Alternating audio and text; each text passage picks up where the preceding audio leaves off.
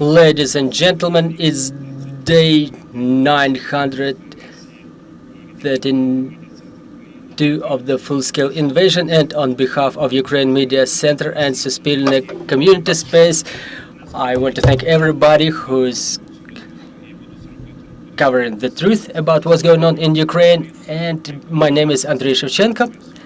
As the head of the mission of the Global Congress of Ukrainians in Ukraine, I will moderate this mission. The Russian-Ukrainian war and multi-million immigration abroad force us to look under a different angle at the topic of multiple citizenship for Ukrainians. Only this year, President Zelensky has come up with 2 draft laws that are about to regulate multiple citizenship of Ukraine, and it's the result of evolution of political thinking of Ukraine that happened within the last couple of years. Recently, we were viewing multiple citizenships as something unacceptable, problematic, or horrible, but now many may view multiple citizenship as a necessary instrument for Ukrainian state.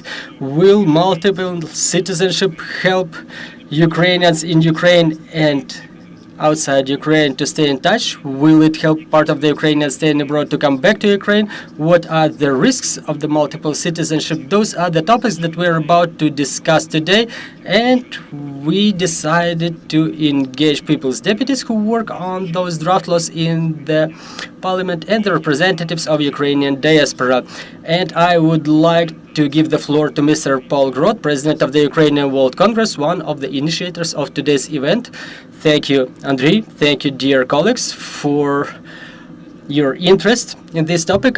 My name is Pavlo Grod. I'm the president of the Ukrainian World Congress, an organization that represents the interests of Ukrainian communities in more than 80 countries of the world, 25 plus million Ukrainians abroad. We work with them on a daily basis on social, economic, and political levels. One of our key priorities is the key priority of the Ukrainian World Congress is the victory of Ukraine. Secondly, it's reconstruction and Western Ukrainian world.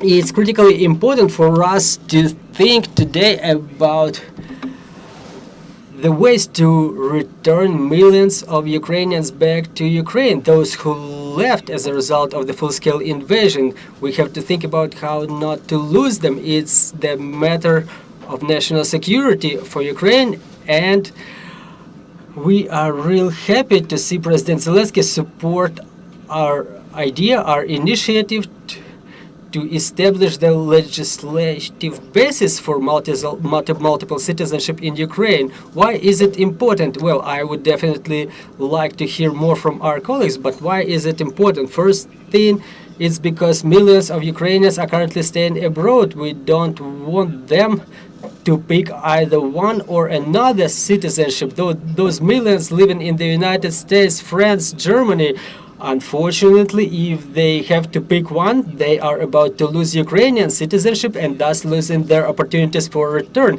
It's critically important for us in security terms, because those Ukrainians should be engaged in the reconstruction process, in the reconstruction of Ukraine. Also, we are ruled by one principle, one class of citizens. To get fully engaged in political, economic, and civil life in Ukraine, it's important to have one class of citizenship so that they can be nominated to become people's deputies, ministers, heads of departments, directors of schools. In order to be able to do this, they need multiple citizenships so they can better help in reconstruction of Ukraine. Also, another important thing, nothing about Ukrainians abroad without involvement of Ukrainian World Congress. We have to jointly develop the statements to make, and to finalize it, it's also important to have weights and balances in legislation, because first of all, we want to avoid the countries that are opposing Ukrainian position. And also another thing is the examination, just like it happens in many countries abroad. Knowledge of national language, knowledge of national history, that should be part of those weights and balances. Let me finalize it here, and I would like to hear more from my colleagues. Well, Iryna Kovalevska, first deputy head of the State Migration Service of Ukraine.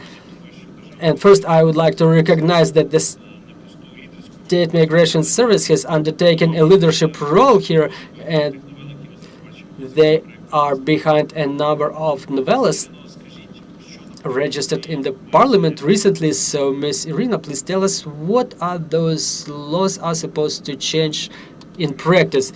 Thank you for invitation. Thank you for having me here.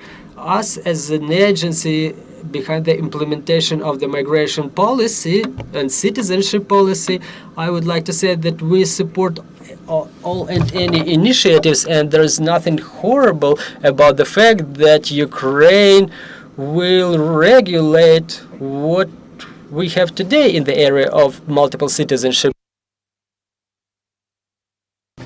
As we know, multiple citizenship exists no matter whether people want it or not. There's a number of cases when even European Convention on Citizenship views the people independently of whether the state recognizes it or not. I mean, it still exists. Since Ukraine has joined the convention starting from 2007, we say it's acceptable for us. And by the draft laws that were initiated by the president of Ukraine, in our opinion, it's the first stage, the first step to be implemented.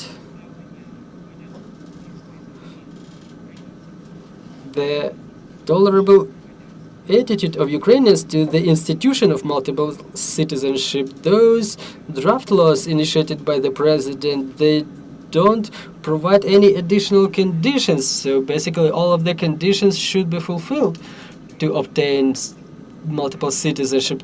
But what's going to happen in practice, the people who acquire the citizenship of Ukraine, or a citizen of Ukraine who is about to acquire foreign citizenship,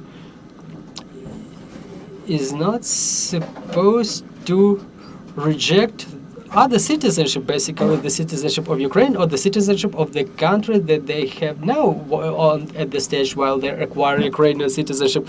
Reformation of this institution doesn't stop at one draft law that describes multiple citizenship. Just like my colleague correctly put it, we should implement the weights and balances to the national security. So it's a number of draft laws that are about to regulate those relations in this sector. The draft law on citizenship only says about the premises, and other draft laws are serving as those weights and balances in order to prevent the countries from the citizens from non-friendly countries to take any government offices in Ukraine. That's why we absolutely support all of the initiatives, and we're saying is the first step on the way of implementation of multiple citizenship in Ukraine.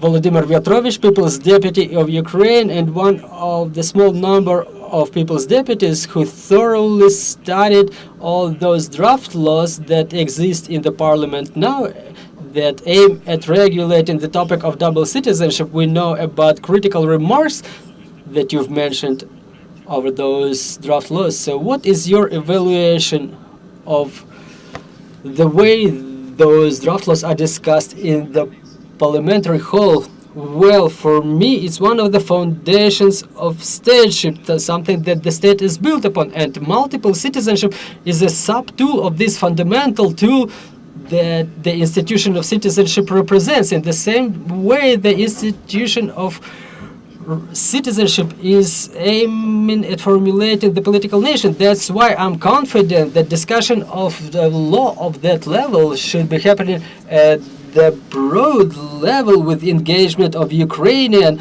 and foreign experts and civil society. Hopefully, I would like to thank for this event, and hopefully such events will continue. So what's going on? Let me start with the shape. I think in reality the things are going the wrong way, because the draft laws initiated by the president that are related to the multiple citizenship are being brought to the parliament without preliminary discussion, the parliament is facing the fact that now we're having this version of the law. Let me give you the specific example. Back in July this year, there was a task force established that was aiming at developing the draft law to be discussed in the parliament. So during the first meeting, well, the first meeting had to happen on the 8th of September.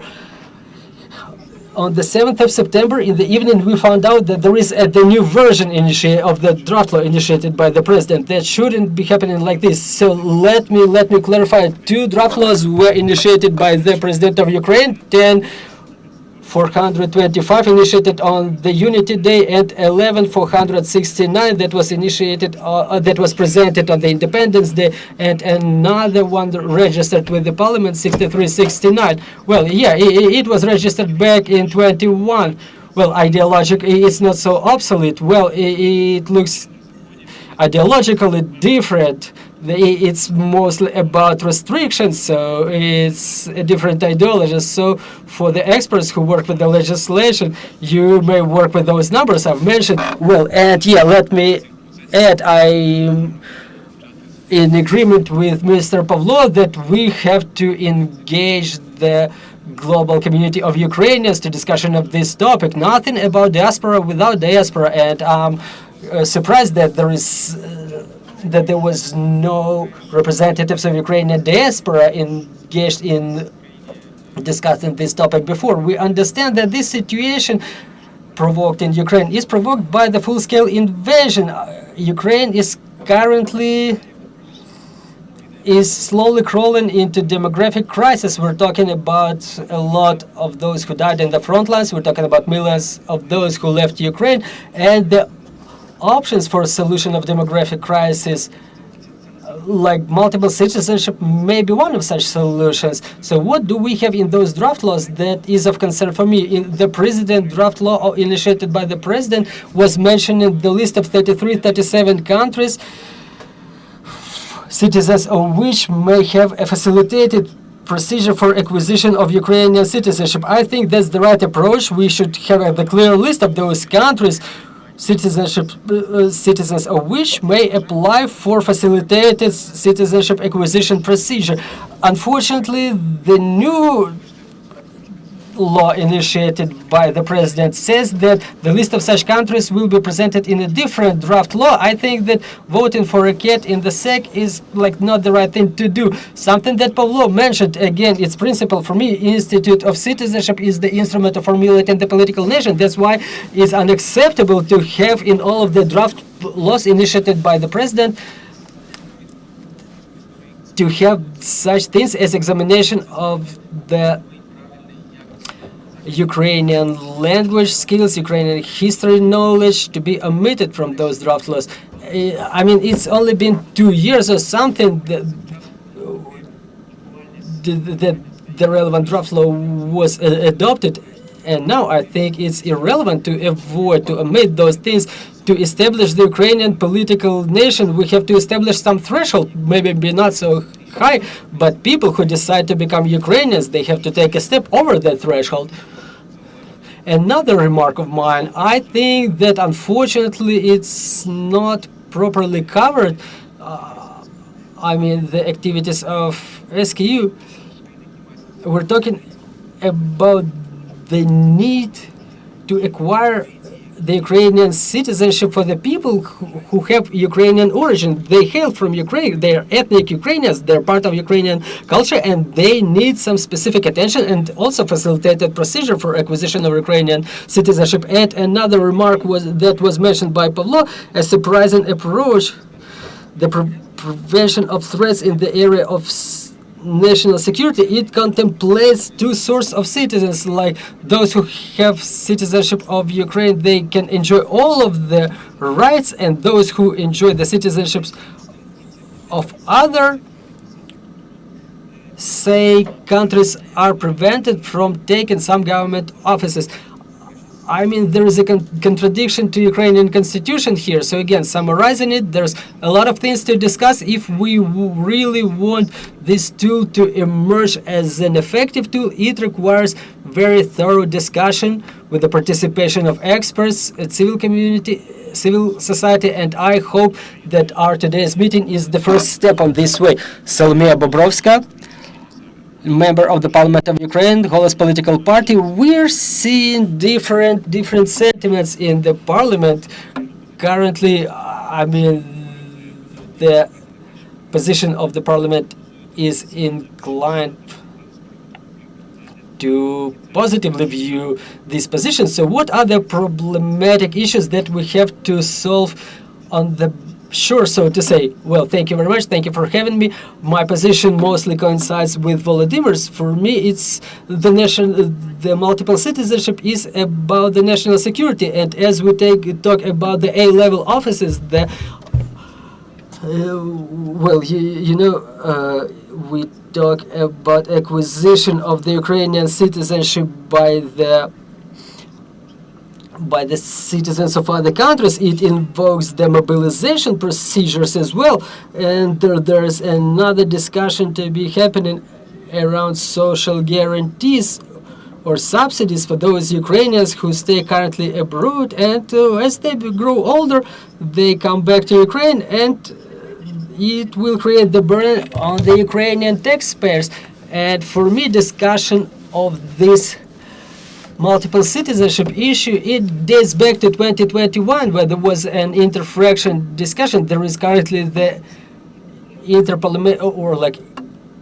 inter-party task force, and I'm quite confident that 95% of the parliament never read any of those two draft laws initiated by the president. And as you Google it, you will find the draft law dating back to year 21. And respectively, in my opinion, the issue is pretty raw, and before the second reading, it will raise a lot of questions on the side of the society, those who are staying in Ukraine, and respectively eating all of the lead from the full-scale invasion. And another thing that will arise in the parliament is the right to be elected, appointment to the A-level positions. It will be easier with B-level positions, or like, for example, access to top secret information. Is already the sphere of responsibility of the Ukrainian State Security Service. Again, rights and responsibilities. I was already mentioning the military duties. So I mean, I'm really doubting about the Polish Legion or something like that. Back in March 2022, the president called everybody, please come, we will have the same attitude to the citizenship of Belarus, to the citizenship of Russian Federation. And I think it's more about the defense of the country rather than surrendering them to the Interpol. We have a lot of discussions around among the deputies and other people, those are the people who serve here, they have families here. There's a lot of grounds to take a lot of positive decisions in their relation, but we still struggle about it. But again, those draft laws are both raw, not so many are ready to discuss them. Why not the Ukrainian World Congress neither of them were involved, neither expert community, neither the civil society. We're no enemies to those Ukrainians who left due to different circumstances, who left in different ways, but we have to find the common denominator to make sure that there are no offenses against each other. Well, do you support the idea of multiple citizenship? Well, our fraction was divided because the right to be elected will be the first question, whether the people have real estate in Ukraine, do they pay taxes in Ukraine? Well, or do they just want to be elected? Those are different things, and politically we may understand it. For example, let's be honest, no one can forecast what will be the choice of the people in the occupied territories of the south and in the east, but those are the people who were separated from the Ukrainian context, and it will be our responsibility to make the right political choice. Well, I think that there was a number of things that we've covered properly. I don't think that the things got easier. Well, do we have any questions on the floor? If we have any, please let us know. Please let me know. Well, let me add another pressing topic that is discussed by the deputies. The Institute of Multiple Citizenship may be used as a tool for different land machinations, and we have to give answer why it's not going to happen. So to make sure that people who are not tied to Ukraine, who get Ukrainian citizenship under facilitated procedure, they can only do it to buy Ukrainian land. This is something that is going to be asked in the parliamentary hall, and this is what the civil society is going to ask us. So let's not pretend this issue does not exist. Well, I think that this is the first public event this year during which we may start a public discussion on this super complicated question. And I think that this is one of the reasons why Ukraine Media Center and Ukrainian World Congress initiated this topic. And I want to thank you for your readiness to talk about it publicly. So again, Miss Iryna, let me get back to you as a representative of the team of those who are behind the development of this draft law. So if we are currently hurt by a family who was pushed by the war to France or Italy or Germany, so what should they understand from our current conversation? If this draft law is being adopted tomorrow, what is it going to change in the life of those families? Well, thank you for your question. If the war has pushed a family outside Ukraine, that family is supposed to understand whether they are going to acquire a citizenship of a foreign country like Austria, Germany, or other European countries. If the law is adopted, those who acquire the citizenship of, say, European country, and with the account of, as Mr. People's Deputy properly put it, we need the clear list of the countries that whose citizens are allowed facilitated access to acquisition of Ukrainian citizenship. If we have the list of those countries and our Ukrainian citizens are staying in one of those countries, as they acquire that citizenship, they are not supposed to abdicate the Ukrainian citizenship. They may have just double citizenship. They will have Ukrainian citizenship and the citizenship of that country. What is it going to mean for a child to be born in that family? Well, just like in any other case, if a child is born to a family of Ukrainian citizens, they have Ukrainian citizenship. Okay, if such child is born in the United States and they have American citizenship, as long as they are born in the American land, yes, such children will still be Ukrainians, so they will have double citizenship, right? Yes. Do we have any questions on the floor? Well, so let me ask you to get back to two classes. Why the position of Ukrainian diaspora and Ukrainian World Congress is so strict in the terms of unacceptability of two classes of citizenships? Well, we call all of the Ukrainians abroad to help Ukraine with financial, political support, material support, and we hope that this diaspora, no matter whether they left 2 years or 20 years ago, or like me, were born abroad, to make sure that they can get involved in reconstruction of Ukraine in all senses, political, economical, and civil sense. And there's a number of interesting proposals, even to create opportunities for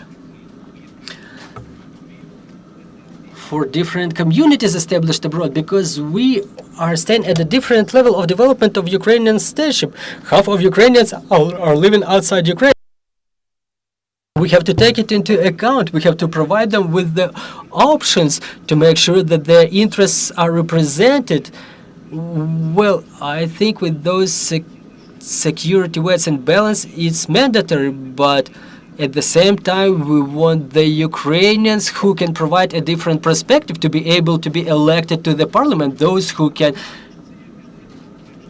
work in the political system of Ukraine, to make sure that those Ukrainians who want to take part in the reconstruction, that they can come back and they can support Ukraine on civil, political, and economic level. So for us, it's important to have one class, and I cannot think about any single democratic country in the world that has two classes. So again, as a European country who is about to become a part of European family, Euro-Atlantic space shortly, we have to adhere to one class, the people who have responsibilities and privileges of Ukrainian citizenship to full extent. Volodymyr and Solomiia, in your opinion, the solution of this question, to what extent can it help us preserve the ties with the Ukrainians abroad, or to bring them back to Ukraine with time? Well, I would like to continue with what Pavlo has said. If there is such thing as Pavlo mentions, two class, if it's established, then that law can be easily protested and contested in the constitutional court, because constitution doesn't contemplate two classes of citizens. So a good idea would be just to block this draft law. Whether that law will solve the issue of Ukrainians abroad, well, it may be one of the tools that help us to do so, but again, we don't need to develop some ungrounded expectations. Like there's a lot of talks about the Ministry of Unity or Ministry of bringing Ukrainians back. I think there should be an agency responsible for that, but those all should be the elements of some broad strategy. For me, as a person who is curious about this topic, as a People's Deputy, I'm not seeing the general strategy of bringing Ukrainians back. I'm just seeing some separate steps on behalf of Ukrainian government. I mean, for example, like the scandal with refusal to provide consular services to Ukrainian males abroad. If there are harmful steps being taken in practice, and as we talk theoretically that we want to have all of the Ukrainians brought back to Ukraine, no, that's not gonna work. So let's develop a strategy. What do we want to do? How do we want to bring the Ukrainians back? Or how do we want to work with the Ukrainians who are never going to come back? We still want to preserve them as citizens of Ukraine. What's going to be their role in support of Ukraine? As a historian, as a politician, I may say that back in the day, Ukrainian diaspora, self-organized Ukrainian diaspora, played a colossal role in of the fact that the Ukrainian independence was recognized all around the world. There were mechanisms in place. Now we have another wave of immigration, and we do not have imagination of how to work with them. Ukraine is not a tool setting a tone in working with those communities. We are not the generator of ideas how those people are supposed to work in favor of Ukraine. Like this year, we had a wonderful civil manifestation, like on the 24th of August, year 2024, more than 750 cities took part in that activity, in that flash mob. But what the government had before that, no, it's the matter of self-organization of Ukrainian citizens. But they need some signals, because otherwise we use like the most recent event, the most recent evidence of how we lose, that was the Russian propaganda film in Venetian Biennale. Well, because there was a lack of civil activists who were mentioning it, and it was Ukrainians who started huddling around this issue, that like they were starting to express their disagreement, their discontent.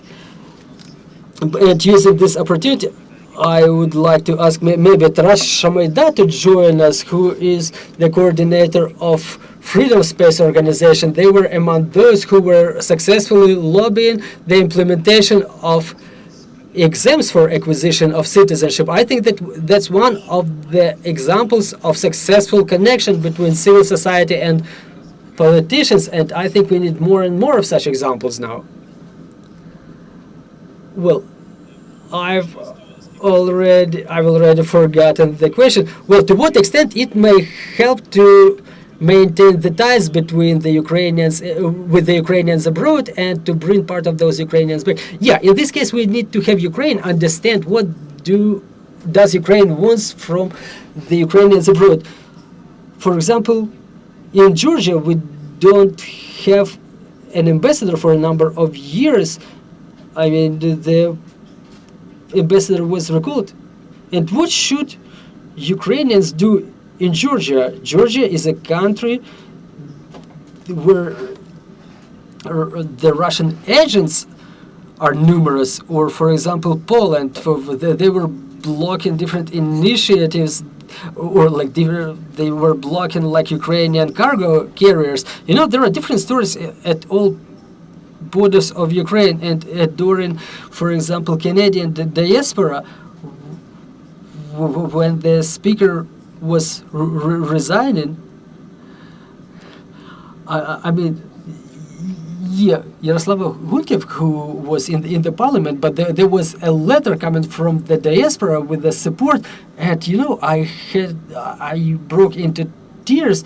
It was like we lost the fight with Russian narratives. They started destroying our cemeteries. But for me, honestly, passport is a value. It's a value and respect to this country. Having this passport, like no matter what, I wouldn't like the Ukrainians who left. You know, this wave is not the first wave of immigration, and this wave is assimilating very quickly. It's not like those grandfathers and grandmothers who left and they were carrying that concept of the year 1991. And Volodymyr is right. As long as we provide them with narratives, yeah, that they will continue using them and we will accept them back, definitely. But those who assimilate, for those for whom like Ukraine is not a homeland, but like rather than they were forced to live in this place, to me it's the matter of KPI. For me, the passport is a value and the trident is a value.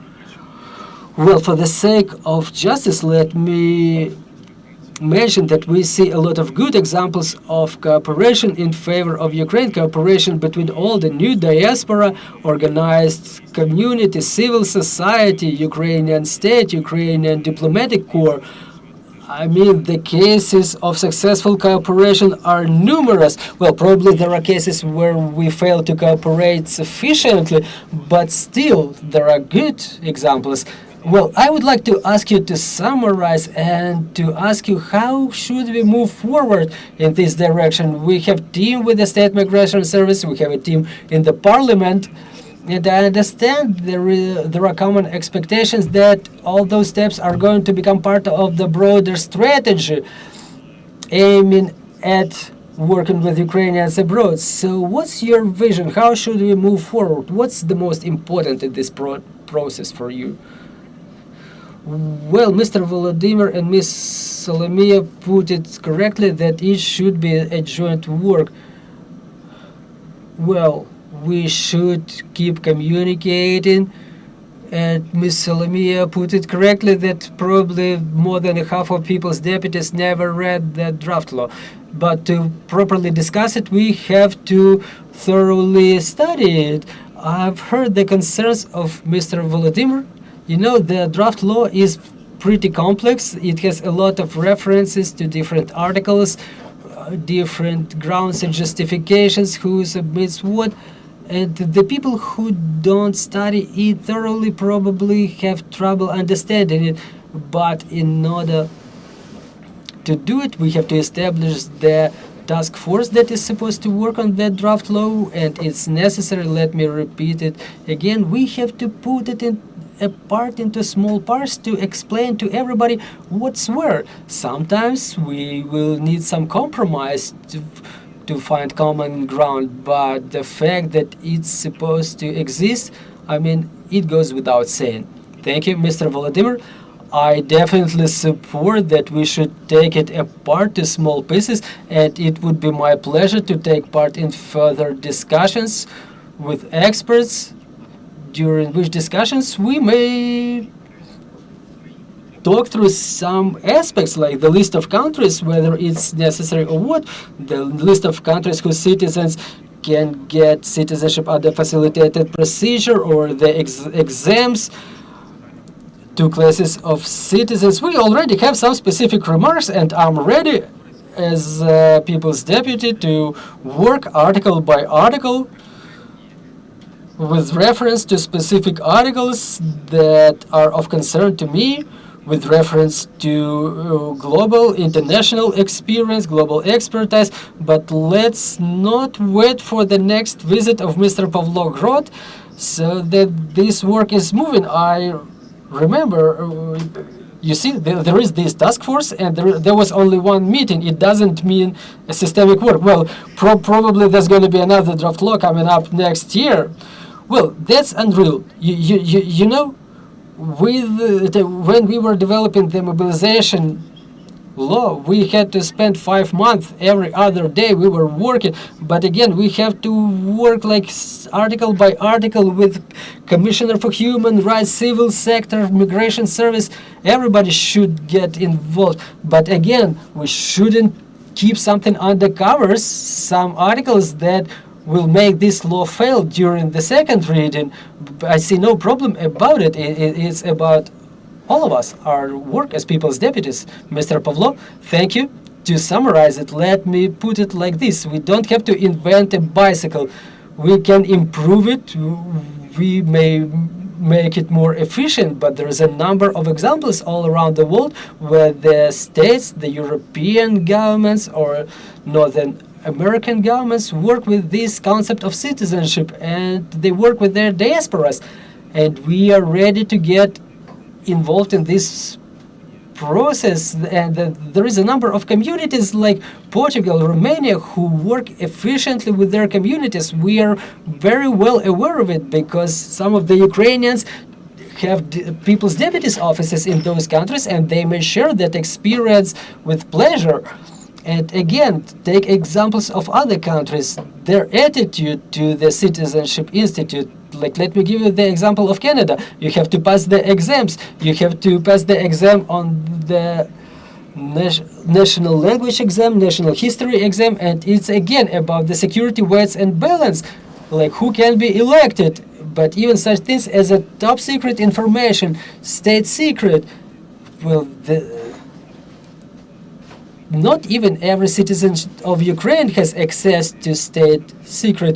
And if there are such concerns, we have to put together a fact sheet. What are the concerns? And the law should comply with that fact sheet, with those concerns. And I would like to thank you for this conversation. I think it was necessary. I want to thank you for your summaries. Again, we are, as World Congress of Ukrainians, we are ready to get involved in this process, and we wanted to become a part of the broad strategy to get Ukrainians involved in reconstruction of Ukraine. Volodymyr Viatrovych, Solomiia Bobrovska, Pavlo Grod, Iryna Kovalevska. So as soon as the issue of multiple citizenship is regulated in Ukraine, we are about to recall this date, 12th of September 2024, when you brought this conversation to public space and supported the building of the Institute of Ukrainian Citizenship. I want to thank everybody who was watching us live. Suspilne Space, Ukraine Media Center, stand with Ukraine.